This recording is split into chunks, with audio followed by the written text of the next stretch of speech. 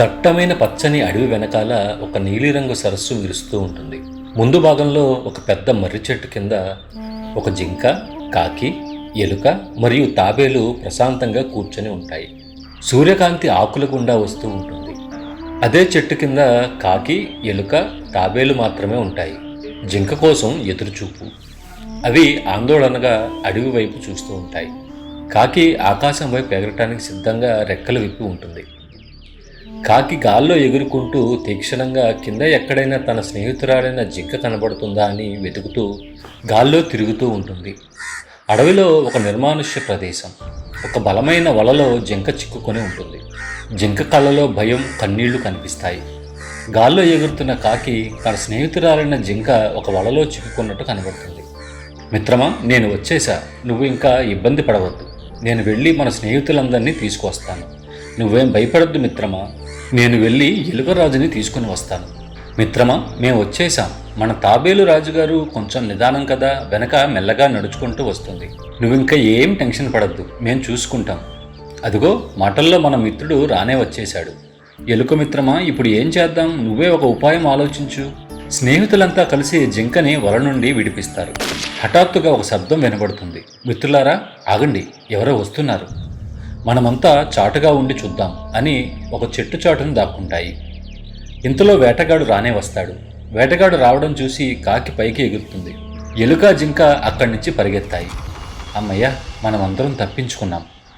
మిత్రమా, ఒకసారి ఆగండి. మనం తాబేలు రాజుని వదిలేసి వచ్చాం, తిరిగి మరలా వెళ్దామా అని వెనక్కి బయలుదేరతాయి. ఇంకేముంది, జరగరాని అనర్థం జరిగిపోయింది. ఆ వేటగాడు చెట్టు చాటున తాబేలును పట్టుకొని సంచిలో బంధిస్తాడు. నువ్వు గట్టిగా శబ్దం చేయకు. ఎలుక పైకి చెయ్యి ఎత్తి తాబేలు వంక చూస్తూ ఇలా చెప్తుంది. మేము ప్లాన్ చేస్తాం. వేటగాడు బలంగా ఉన్నాడు, తెలివిగా గెలవాలి. మాకు ఒక ఆలోచన ఉంది, నువ్వు టెన్షన్ పడొద్దు. కొంచెం దూరంలో వేటగాడికి కనబడేలా జింక నేల మీద సడన్గా పడిపోతుంది. కాకి దాని మీద కూర్చుంటుంది. దీనిని గమనించిన వేటగాడు తాబేలు ఉన్న సంచిని వదిలేసి ఆ జింక దగ్గరికి వస్తాడు. అమ్మయ్య, ఒక్క దెబ్బకు 2 పిట్టలు. ఈరోజు భలే అదృష్టం, జింక కూడా దొరికింది అని వేటగాడు జింక దగ్గరకు వచ్చి జింకను పట్టుకొని వెళ్దామని చూస్తూ ఉంటాడు. చెట్టుచాటు నుంచి ఎలుక ఇదంతా గమనిస్తూ ఉంటుంది. పక్క నుండి కాకి కావు కావు అని గట్టిగా అరిసి సిగ్నల్ ఇస్తుంది. పక్క నుండి సౌండ్ వస్తుందని చెప్పి వేటగాడు జింకను కింద పడేసి పక్కకు వెళ్తాడు. అమ్మయ్య, ఇదే మంచి టైం, తొందరగా పద వెళ్దామని ఆ ఎలుక, కాకి తాబేలు ఉన్న సంచి దగ్గరికి వచ్చి ఆ తాబేలును సంచిలోంచి బయటకు తీస్తాయి. తాబేలుని విడిపిస్తాయి. వెంటనే కాకి సౌండ్ చేస్తుంది. ఈ సౌండ్ విని జింక అక్కడి నుంచి లెగిసి పరిగెత్తుకుంటూ వెళ్ళిపోతుంది. జింక లెగుస్తుందని చెప్పి వేటగాడు పరిగెత్తుకుంటూ జింకను పట్టుకుందామని జింక దగ్గరికి వెళ్తాడు. జింక దొరకదు, దిగాలుగా కూర్చుంటాడు. వేటగాడు వెళ్ళడం గమనించి తాబేలు ఆ పక్కనున్న నీటి గుంటలోకి జారుకుంటుంది. వేటగాడికి అక్కడ జింక దొరకదు, ఇక్కడ తాబేలు దొరకదు. అయ్యో, ఈ రోజు నా టైం బాలేదు అని ఏడ్చుకుంటూ అక్కడ కూర్చుంటాడు. ఈ జంతు మిత్రులన్నీ హ్యాపీగా ఉంటాయి.